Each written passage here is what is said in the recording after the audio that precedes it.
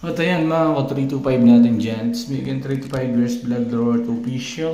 So Sunday na naman mga ka-325, July 14, 2024. Hindi tayo nag-vlog kahapon mga ka-325 kasi malas daw pag 13.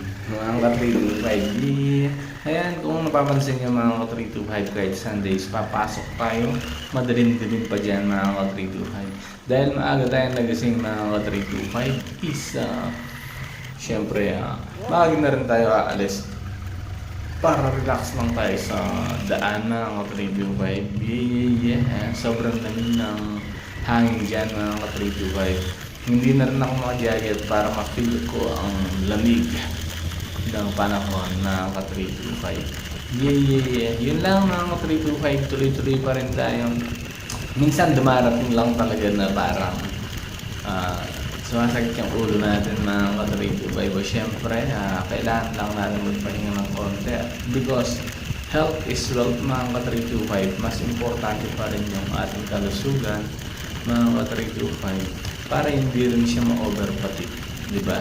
Yeah. Siyempre, huwag natin abusuhin yung ating mga katawan mga ka-325 kasi yan lang yung ating puhunan mga ka-325, di ba?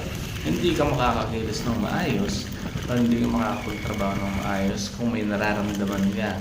So, kailangan mo lang ipahinga. Hindi yung may may sakit ka na nga is sasabayan pa mga ka-325. Lalo lang lalala ang sitwasyon mga ka-325 kapag ginawa mo yun. Diba? Sabi nga is dahan-dahan lang tayo dito sa ating pag-vlog. Hindi tayo nagmamadali mga ka-325. Pero nagpapasalamat po ako sa inyong lahat na sumusuporta sa akin at patuloy na dumaraming ating mga followers dyan mga 325. Yeah. Napakasaya ng aking puso dahil andyan po kayo mga 325. Kumbaga, from the bottoms of my heart is napakasaya ko dahil doon, di ba? Sabi ko nga, tiyaga-tiyaga lang tayo sa letter H mga ka-325. Mapupunta rin tayo sa letter E, di ba? Basta nasa consistency lang tayo mga ka-325.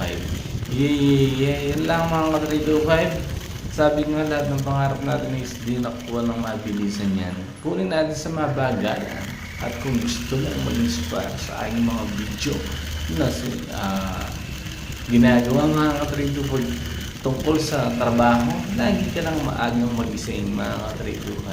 Samahan mo rin ng sipag kasi pag masipag ka mga ka-325, mas malaking chance mo na matupad ang pangarap mo, di ba mga ka-325? Yun lang, sabi nga, lahat ng bagay hindi nakukuha sa mabilisan yan.